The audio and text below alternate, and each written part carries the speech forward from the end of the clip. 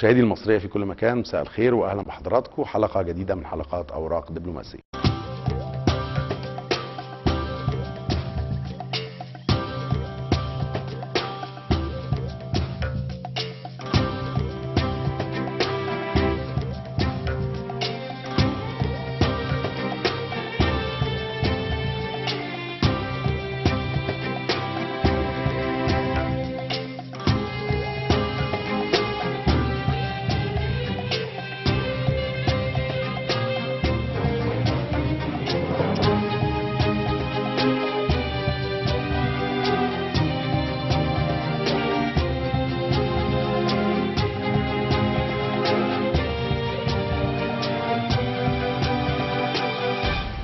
واليوم نلتقي بالسفير الهندي في القاهرة، والذي بدأ عمله وتكليفه في القاهرة منذ ما يقرب من 3 أشهر، وتحديدا في يوليو الماضي.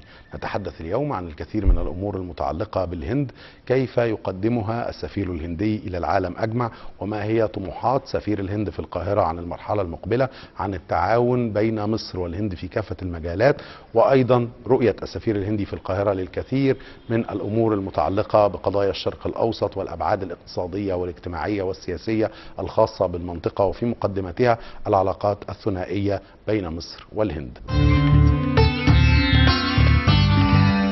Mr. Ambassador Rahul Kolshert, first of all, thank you for accepting our invitation to hold this interview, and we're so pleased to be with you today. I'm delighted to be with you and to get this opportunity to reach out to your viewers through you, and let me also thank you for inviting me to the program. You're most welcome, sir. Mr. Ambassador, how do you see your assignment here in the Middle East, in the Arab world, in Cairo, and specifically that you started recently your mission here in July? Yeah. Well, yes, I arrived here in July, but I'm not a stranger to this region. My earlier assignment was in Ankara in Turkey, and if I may mention, I've been to Egypt before. First as a tourist in 2001, and then I was here in this embassy as Deputy Chief of Mission from 2006 to 2009. Yeah. Let me also add that I am delighted to be back to Egypt. Very happy to have caught up and met with some old friends.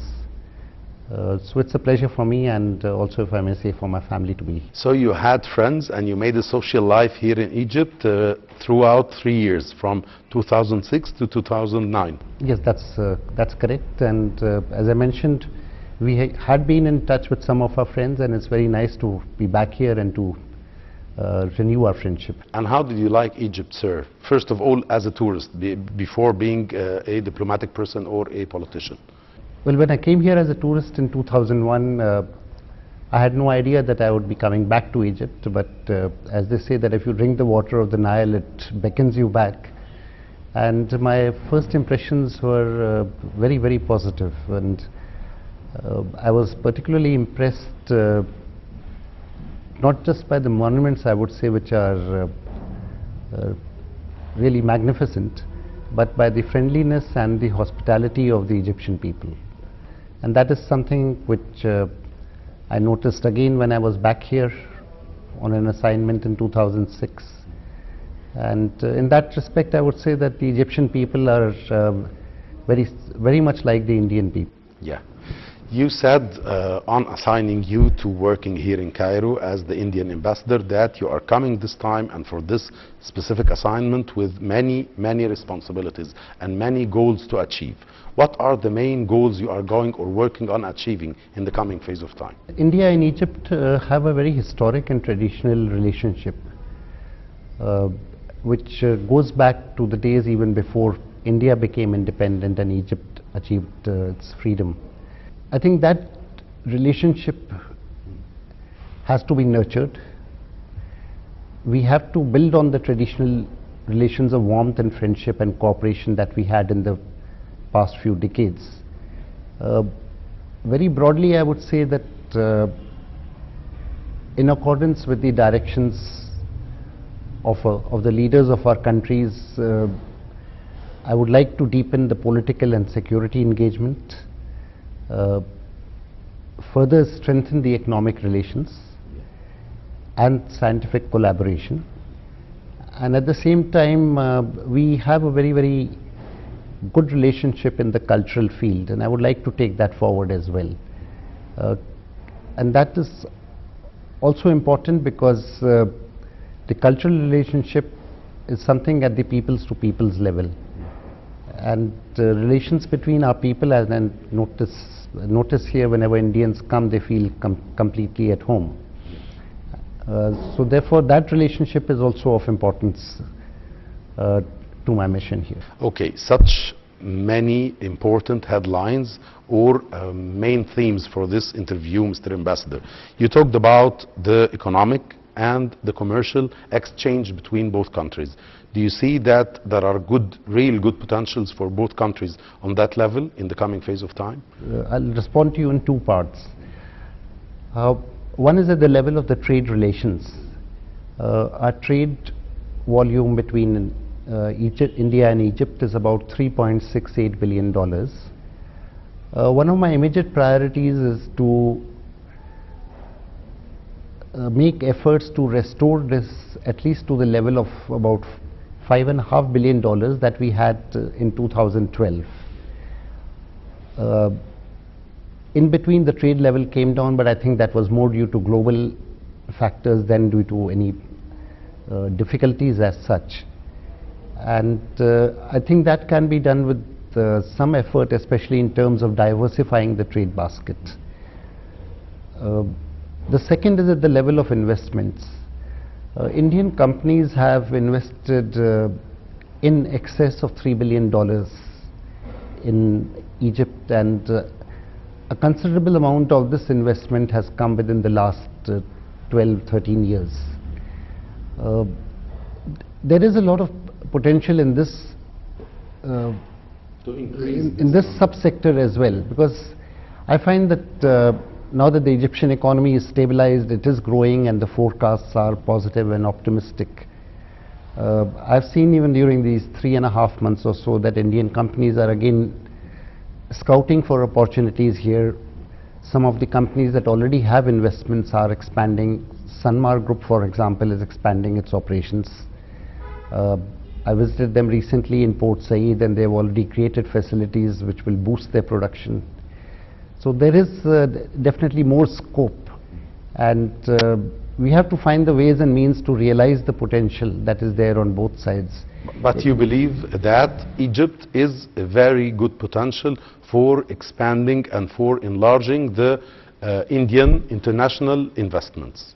Well, yes, I think by virtue of its location and the fact that the economy has stabilized, it is growing, and the government is committed to economic reform, there is definitely a good opportunity for Indian companies to come here, establish their presence, and use Egypt as a location not just for the Egyptian market but for the neighboring markets around Egypt as well. If I may also mention that I am very happy that at least 3 Egyptian companies have made investments in India. The investments are still small in scale, but I am certain that over time this will also increase. In today's fast-moving, integrated world economy, potential investors seeking to gain access to a thriving market should look no further than Egypt. Egypt is your access to the world. The routes are paved, the infrastructure is set, natural resources are readily available. New laws have opened new doors. A 26 million strong skilled labor force is on call. 1.6 billion consumers are waiting. The stock market is on the rise. The potential for high return is prime. The economy is in line for versatile growth, and stability is firmly in place. Now is the time to become a partner in Egypt's growth and development for the future. Yeah, so we have to refer, Mr. Ambassador, as well at this specific point that there is also a very good participation in the investments in the coming phase of time in Suez Canal region. Part of it belongs to India. How do you see the Indian participation to this region? Well, let me preface my answer by saying that, Indian companies have been present in Port Said, have been present in Smilia. And the Suez Canal zone that you referred to, they have taken note of the fact that it has the potential to be a very, very major manufacturing hub. And being located close to the ports, obviously it has its own advantage. An Indian financial consortium is in discussion with the Suez Canal zone authorities on setting up an industrial zone, and I hope that this project will work out well for both sides. So worldwide you believe that Suez Canal economic and industrial region is a good catch for different countries to work on it or to go for it, investing in it in the coming phase of time? Oh yes, it's quite certainly. I think the fact that the new Suez Canal project has been implemented, facilities are coming up. As I mentioned before, it is located close to the ports. It gives access both towards the Red Sea and then beyond, and on the other hand to the Mediterranean Help it Sea. to be a central point. And you know, combine that with the fact that the Egyptian economy is growing. The forecasts are that it will be probably about 5.5% or so, and there is a substantial Egyptian market as well, and further down markets in other parts of Africa. So yes, locationally I would think that it offers very, very promising good choices or opportunity. good potentials. Mr. Ambassador, what about your vision for the potentials of the Egyptian-Indian cultural and scientific cooperation in the coming, in the near future? On the cultural side, I think one of the first things that struck me about Egypt when I came here long ago, and that is something which I continue to observe even now, is that Indian films and film stars are extremely popular in Egypt, and they remain so. And I've still seen on Egyptian television some of the Indian soap operas are running, some of the Indian movies are running. Our cultural center here organizes a film show every month, and that remains very, very popular. But that apart, I think there is a genuine interest in Indian culture, in the diversity of Indian culture, and we've seen that expressed through popular participation in the International Day of Yoga. Our cultural center conducts yoga classes, and we find many, many Egyptians who are coming to take that. There is interest in Hindi language, Urdu language. Our cultural troops that come here, we find that they are extremely well received, and you know, whether it is the classical Indian arts or the more modern versions, people appreciate Indian culture and various aspects of it. And you know, similarly in India, there is a very sympathetic image of Egypt. Very recently, I think one of the Egyptian folk dance groups has gone down to India, and they've received a very, very warm reception. We've also been having, which has now become very popular, the India by the Nile, and that has been happening every year in March, and we again would be holding it next year. Preparations are also underway. And India by the Nile combines several cultural events, and invariably those have been extremely well attended. In fact, many people have been asking me as to when the next edition of the India by the Nile will be held. People reacted for it in a good way. People react to it in a very, very positive way. They like to participate, in it, and it's becoming more and more popular. It's becoming more and more popular, and there are also plans to hold a similar Egypt festival in India. I think the Egyptian Ministry of Culture, the Egyptian Embassy in Delhi are working together with our authorities, with private partners, and I hope that also will materialize in the near future. That concerning or talking about mentioning this culture of India, very special culture, and this Indian universally spreading in a successful way, Indian art. How do you see its positive effect on tourism in India and on making this such popularity to India worldwide? I think it has definitely contributed to increasing tourism in India, because there are various aspects about India. It's I mean, as it is said many times, that it's not a country but a continent. And people come there for different reasons. So we have people coming, let's say, to see the historical monuments. We have people coming to join yoga classes, yoga camps. We have people coming for natural healing. And India has a lot to offer in terms of attractions for tourists.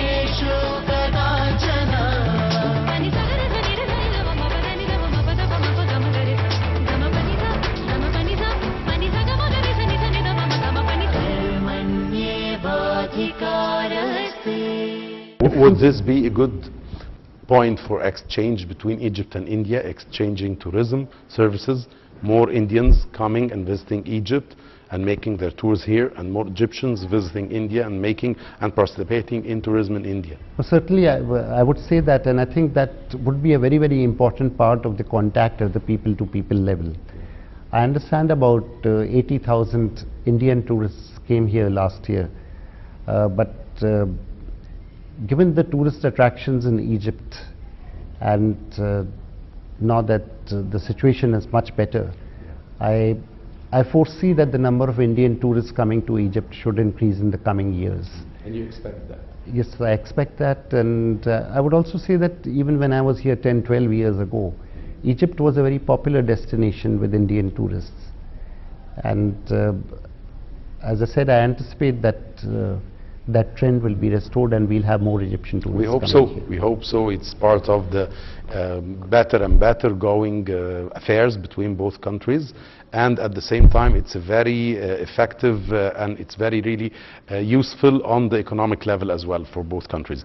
So we will stay in concerning the fields of cooperation between both countries. Technological cooperation, and India became a country that is universally acknowledged for its progress in technology on many levels. How do you see the potentials for exchanging these Indian experiences with Egypt? At the bilateral level, we already have the framework agreements for doing this in various sectors. In fact, very recently, last month, there was a meeting of Indian and Egyptian experts in India on agriculture. Yeah. And there are similar mechanisms that are there in different fields, and including, if I may mention, in space as well.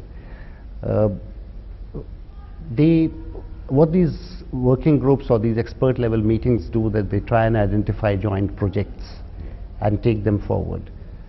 And I think that is one direction of the cooperation. The other is that we have been offering training slots in different areas under our technical and economic assistance program. And there again, some of the training programs and the skill upgradation programs pertain to the scientific field, scientific and technological field. And that is the second dimension of the cooperation, and I think we need to move together on both of these. From time to time, Indian experts have also been coming here and working together with the Egyptian. So you encourage, your vision, Mr. Ambassador, is encouraging, and you believe in the potentials for joint ventures concerning technology industries in Egypt with Indian experiences to spread it to the Middle East and to Africa in the coming phase of time. Yes, I think broadly that should be the goal as we go along this path, you know, that if we are able to share the technology and use the technology for joint ventures, yes, there will be the pure research dimension that is equally important by itself, the pure research itself, but the application of that to commercial fields, the joint ventures as you called it, or promoting startups, I think that would be a very fruitful area of cooperation to both We sides. will end this first part, our first half of this interview with you, Mr. Ambassador, talking about a project. I know about a project, an Indian project for Africa, that has a relation and that has to do with the Alexandria University. We would like you to talk about it a little bit. You're referring to the Pan-African E-Network project. This project was conceived in 2004 by our former president, Mr. APJ Abdul Kalam, and he was giving an address to the African Parliament in Johannesburg when he referred to it. The project subsequently materialized in 2008 or 2009, if I recall correctly. It had two dimensions. One was the tele-education and the other was the telemedicine. And in the telemedicine side, the objective, and which was well served, was that the medical records and histories of patients would be recorded and referred to Indian specialists, who would then have a consultation process with the doctors in Africa. We have now moved on to the second phase of this project. Just last month, the Ministry of External Affairs in India, which is the nodal ministry, signed an agreement with Telecommunication India Consultants to move this project from a satellite-based project to a web-based project. And it will again be in education and medicine, but through the application of the web-based technology, it will enable easier access for the intended beneficiaries as well as for the doctors and the other users on both the project. Yeah. And finally, sir, I think you believe that good politics and good terms of politics and the mutual appreciation between the leadership in Egypt and in India gives solid ground to other sorts of and other pictures and other levels of cooperation, scientific, economic, all sorts of communication and cooperation between both countries. I think it's usually based on the solid ground of politics, good politics. Yes, I think the rapport at the highest level between the leaders is always useful and helpful in promoting the bilateral relationship and the bilateral agenda. I'm sure that, like all Indians, all Egyptians are aware of the excellent relations that existed between Nehru and Nasser. And similarly, in the last 4 years, we have seen a very good rapport built between our leaders. President Sisi has visited India twice.